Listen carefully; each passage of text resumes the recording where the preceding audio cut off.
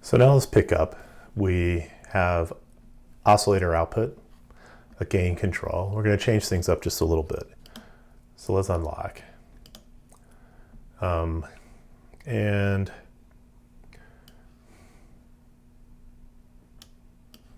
let me move some things. I'm going to get rid of the gain slider. While that's useful for an overall level, if I'm trying to control, say, an envelope, or if I want to control amplitude within the patch mathematically, that's going to be a multiply object, except it's not the standard multiply of two numbers, it's multiplying two signals. And so that's multiply with a tilde. All the math objects have an audio rate counterpart. And let's do this with an argument of 0.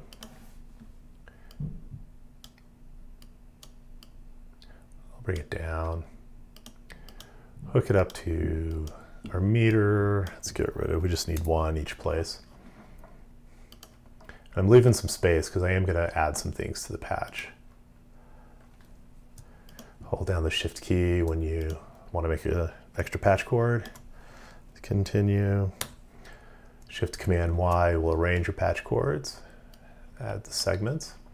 So you can see I've got signal here, no signal here. Let's add a floating point number.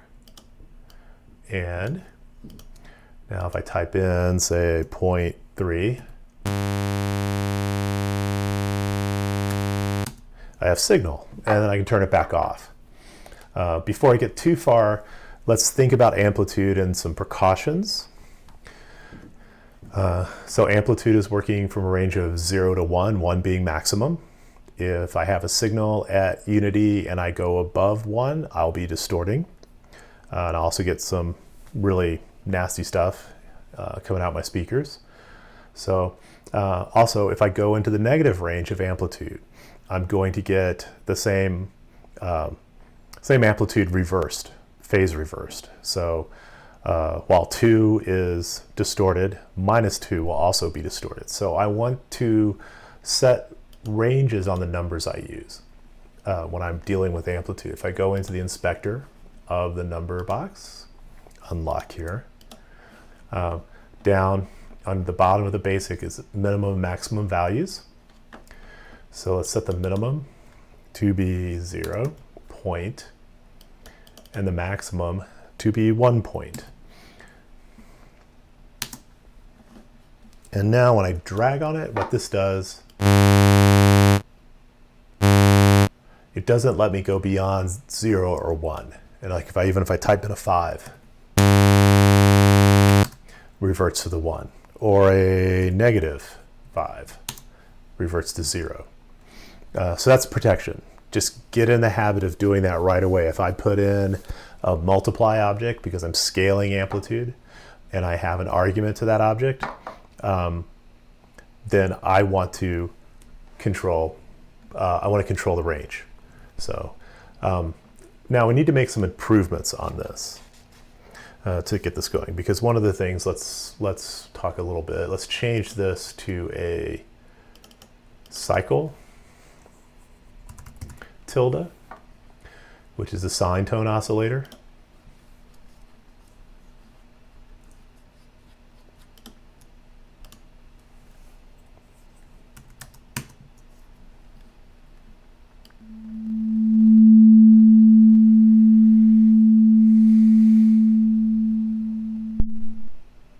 Now, do you hear the crackling when I move the amplitude?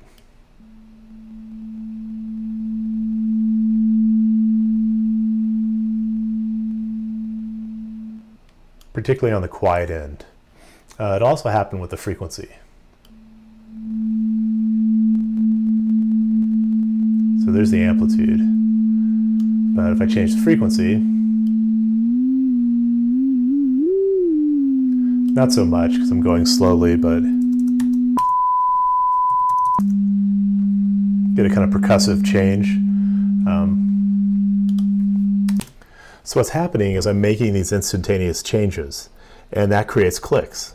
Anytime you create an instantaneous change in an audio signal, you get a click.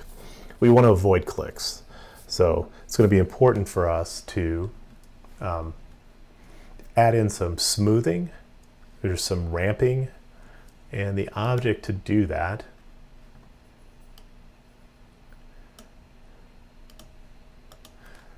is called line tilde. And line wants, it sends out audio signal, and line wants a target and time value pair to change. And what I'm going to use it in this case is just to make it so it's a simple adjustable oscillator. And I'm going to create a message which will have $1, so it's looking for the input. And then the second number will always be 20. And in time value, that's 20 milliseconds. So this is all data going in. But now when I change, you're not hearing the crackling. Because every time I send a new amplitude value, it's taking 20 milliseconds to change. Okay, so one thing to know, let's go in and say I do the multiplication. The argument's meaningless now. I can make my argument be 1, and I still get no amplitude coming out, because once I'm putting an audio rate signal into the argument of the multiplication object, it replaces the argument at the sample rate. It's replacing this argument 44,100 times a second. So it just doesn't matter at all. And I can just tape the argument out. Okay. And so this is showing you one way. So it's your target value and the time to get there. And then that creates a ramp. And I can do that with frequency. And I'm just going to show you another way of doing this. Bring it down a little bit. Again, I can use the line, and I will use the line, tilde.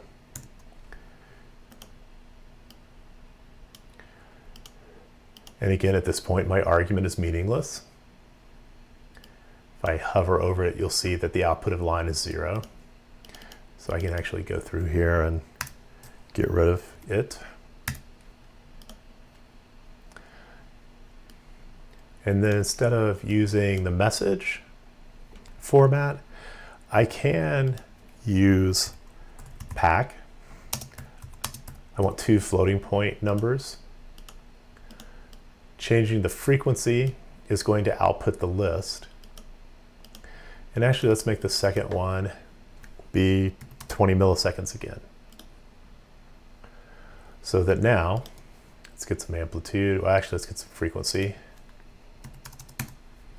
And change our amplitude.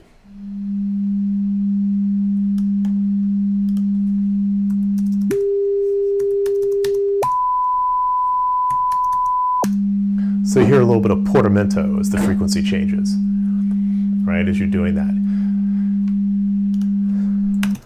The advantage to pack is if I want to change this ramp time, I can add in another floating point number, and that can be my ramp. So let's make it kind of long, 200 milliseconds. And now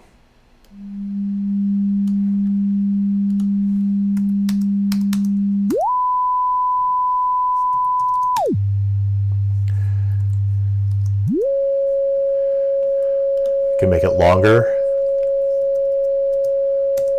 a whole second.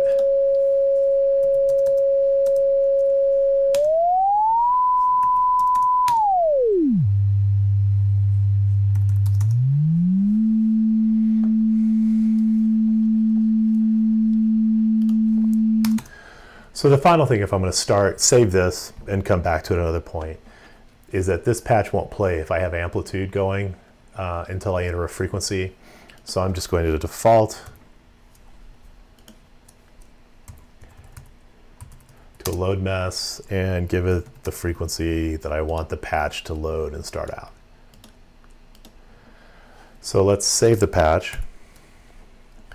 I'll call it Basic Audio Demo 1. Close it, reopen it, and because I loaded this in, I'm getting 220 sent in. If I change the amplitude, I've got sound. The ramp time doesn't need to change because it has the argument built in. It's only if I want to change the ramp time. Okay, so that's giving you like a basic changeable oscillator. Before I close, one thing to note, I was using a gain slider before, and it wasn't creating these clicks and pops. That's because the gain slider, if you go into all, it has a ramp time built in. It has ramping built into the slider, so that even if you move the slider a large value, it's going to ramp over 10 milliseconds. And so I don't need this part. I kind of use sliders as an overall volume control. I have one at the bottom of the patch right now.